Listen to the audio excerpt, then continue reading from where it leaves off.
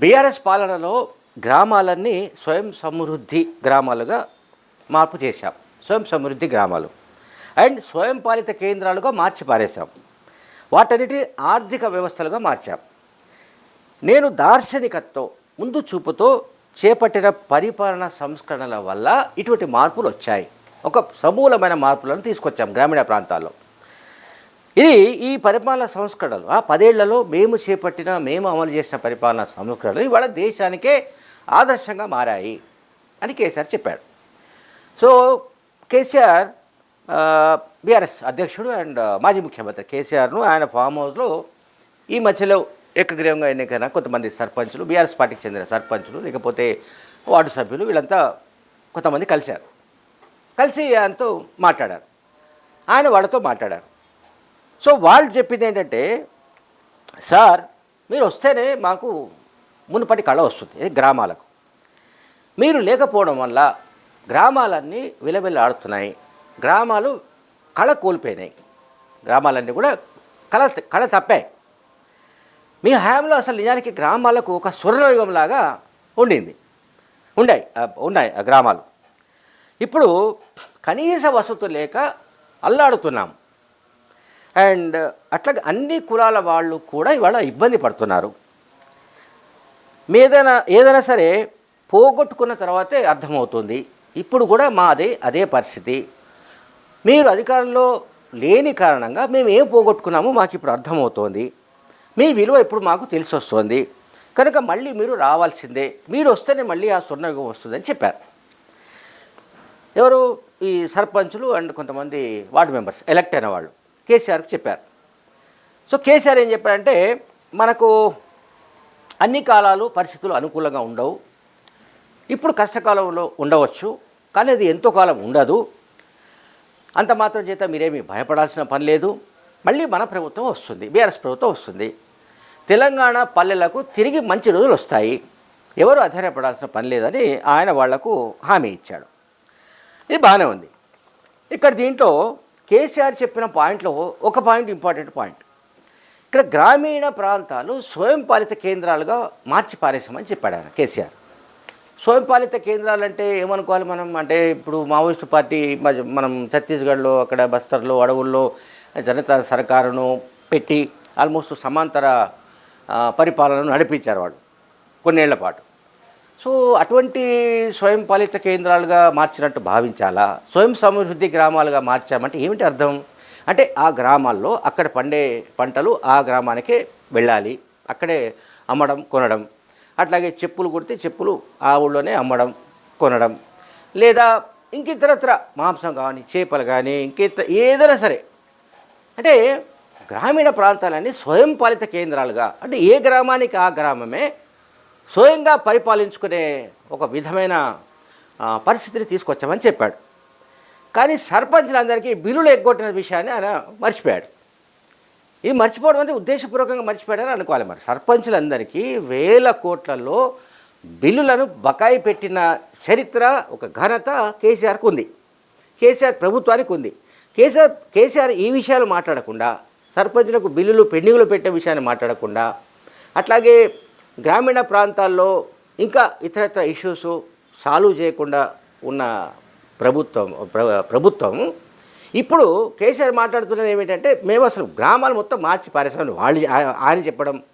ఆయనకు ఆర్కెస్ట్రాగా ఈ బ్యాచ్ అంతా కూడా ఎవరు సర్పంచులు అండ్ వార్డు సభ్యులు ఎవరైతే వచ్చారో బీఆర్ఎస్ పార్టీకి చెందిన వాళ్ళేమో కేసీఆర్కు ఆర్కెస్ట్రాగా, సార్ అద్భుతం సార్, మీరు రావాలి, మీరు కావాలి, మీరు ఉంటేనే స్వర్ణయుగం, మీరు లేకపోతే ఈ చెత్త యుగం ఇది రేవంత్ రెడ్డి, అది ఇదని వాళ్ళు ఏదో మాట్లాడారు.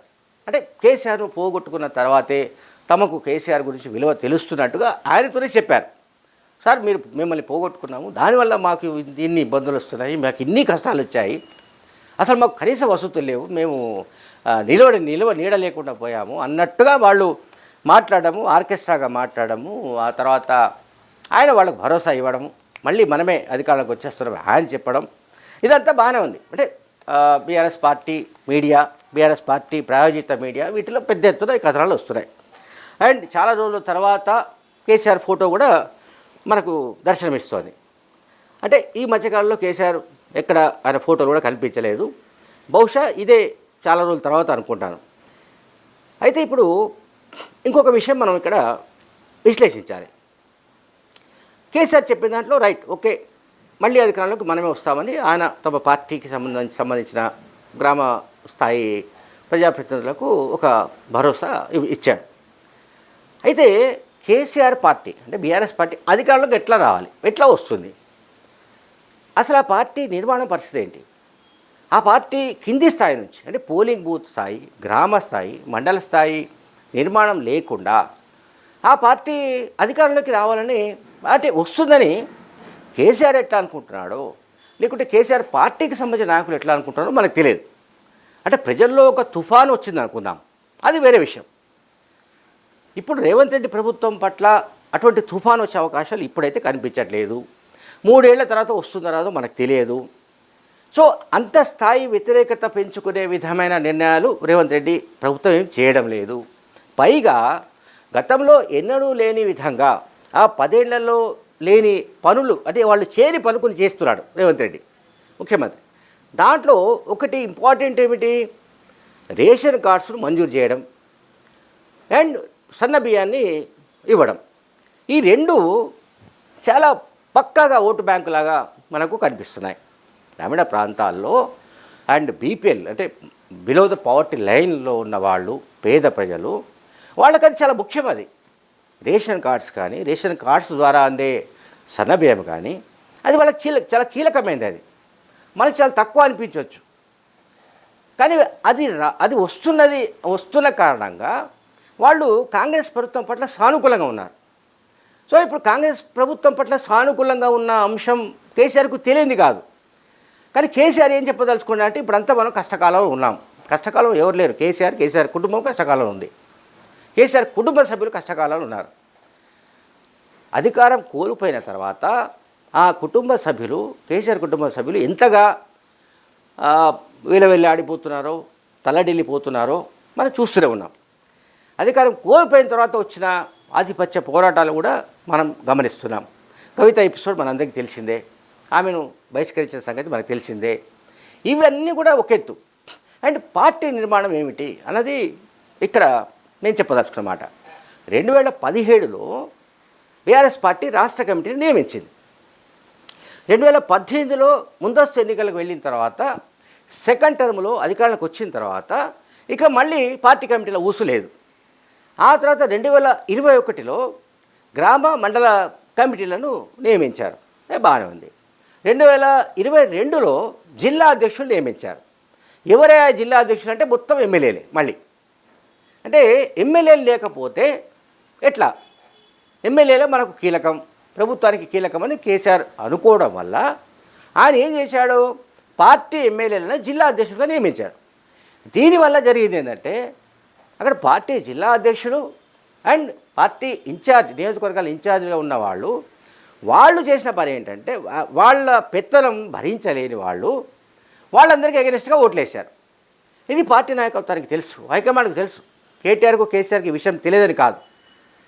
సో ప్రజల్లో ఎవరి పట్ల వ్యతిరేకత వచ్చింది, కేసీఆర్ కుటుంబ సభ్యుల వ్యవహార శైలి పట్ల వ్యతిరేకత వచ్చింది.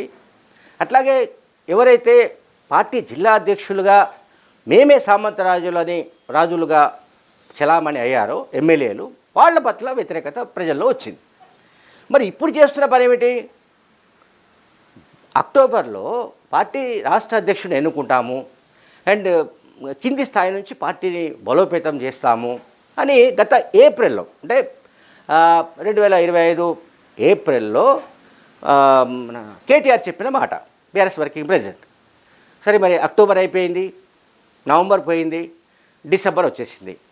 రాష్ట్ర పార్టీ అధ్యక్షుని నియామకం వ్యవహారం లేదు, లేకుంటే రాష్ట్ర స్థాయిలో ఇతర స్థాయిలో కూడా కమిటీల నిర్మాణం లేదు.